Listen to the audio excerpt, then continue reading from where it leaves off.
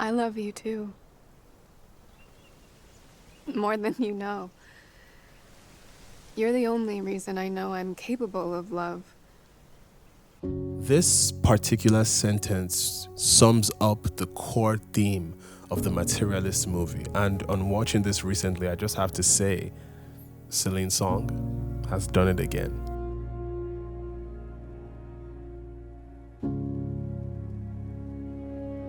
If you've watched the Past Lives movie, on watching Celine Song's second directorial outing, you get a better sense of her style as a filmmaker, the kind of direction that she goes for. She is someone who loves to tell stories, even as a screenwriter, about these very obscure, very niche dilemmas that human beings are facing with love through time. And her toolbox typically consists of aging adults. I'm talking about characters who are not young, they are not doe-eyed, they don't have this mysterious eyes about life. They've seen things, they've experienced things, and it gives for a more mature type of storytelling.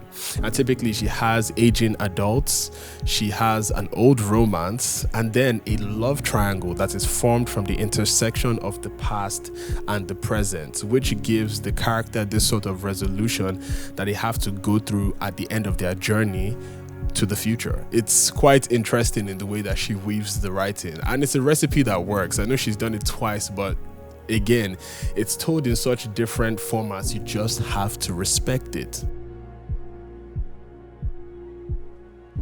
Materialists is a film about a young and ambitious New York matchmaker who's seemingly cracked the love market, using vanity factors as a guide for her clients and then in turn herself. What's it like, What's what like? being a matchmaker?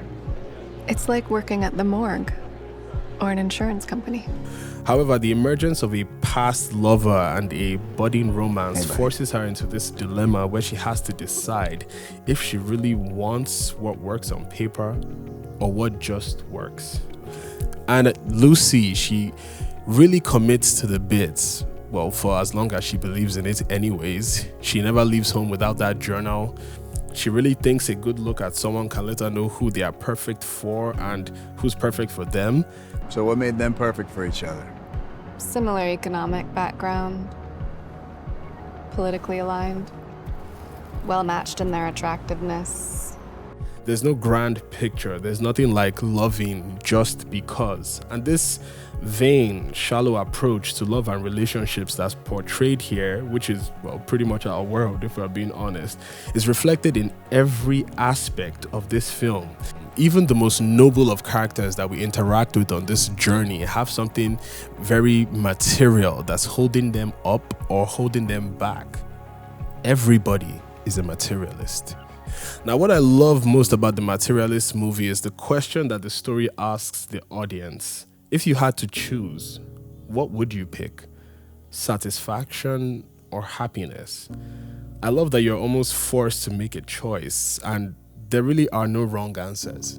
There simply is priority. Okay, now while we're on the topic of the plot, I just have to say one of my favorite things about this is the subplots. I mean, the plot itself is great. It's very straightforward, but it's done well.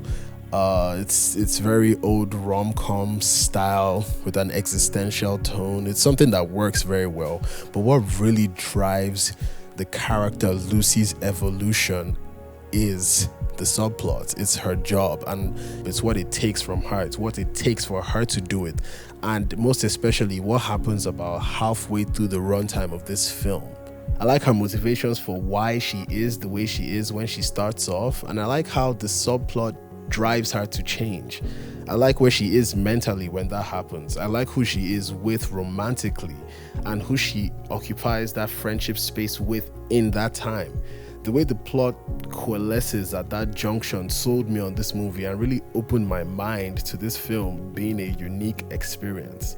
There's this plot point that was mentioned randomly somewhere around the beginning of this story, and when you finally see the effects that it has on the character relationships, when it finally pays off, it's quite genius just how subtle the delivery of that was. Now, I cannot speak on the characters without talking about the actors. Pedro Pascal as Harry, Chris Evans as John, impeccable. I mean, I know we're all kind of tired of seeing Pedro Pascal everywhere, if you know what I mean. But one thing I've never doubted really were his acting chops. He knows how to play a role, and he fits so well as Harry, this very secure person who has all this money, but he also has a very good outlook on life. Well, I might not say good, but he has like a very balanced outlook, you know. While he understands the vanity metrics of it all, he also understands how to care for his lover, and I feel he was a very great partner. He's so subtle with it. There's just so many aspects of this that I love. On to Chris Evans as John. I don't know what what it is. Maybe it's because of Chris Evans' history of playing bombs, but he does so well as John because he's so terrible, man. His life is trash. And he wears it so well. But he's also someone who is capable of so much more, but he's obviously been beaten down by life, and you can see this sort of pain, this sort of resignation in his mind about the things he cannot control, just like when he was watching Lucy dance with Harry and he still took her home. You know, at the back of his mind, he knows what he cannot compete with, he knows what he has to lose, but he has no choice because he's drawn to her. Like he said, he doesn't know why, but for sure he knows that he loves her, like despite all her flaws. That's something that I really love about this character, is that he's the one person who cares the most about Lucy in this film, and you can see it reflect in the way Chris Evans plays him. Now on to the cinematography. Shabir Kirchner frames so well for conversation, and this is very in line with Celine Song's specific style of filmmaking, where she really wants to draw you in with the conversations.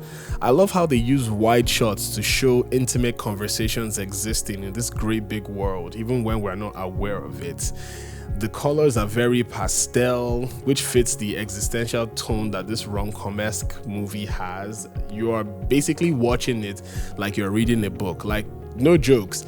It has this very light brown pastel that feels like the pages of a novel. And now onto the tone of this film. Oh God, I love the tone of this film. I really like how Materialists is a conversation-driven piece. It's not a big deal. I know. You're listening to the conversations with these characters, and it's almost like you're listening in on somebody drive speaking upstate? around you. Almost like you're witnessing something in where? real life. That's how I felt watching this. It feels Oh, very you love her so vulnerable much. because it feels like it comes from a real place, and Celine Song always makes sure in all her movies that she speaks in silence. I'm talking about the entire scenes where they cut out all soundtracks. There's no backing tracks, there's nothing under there. You just have to listen. It's the kind of movie that requires for you to listen. You actually have to give an ear to this film for you to feel it, to feel every single conversation. In conclusion, Materialist, the movie, was a very nice second outing for Celine Song. I liked how it made me feel. I think in the beginning I sort of thought like, oh, this was going to fall into cliche territory because of its familiar aspects, but over time it drew me in.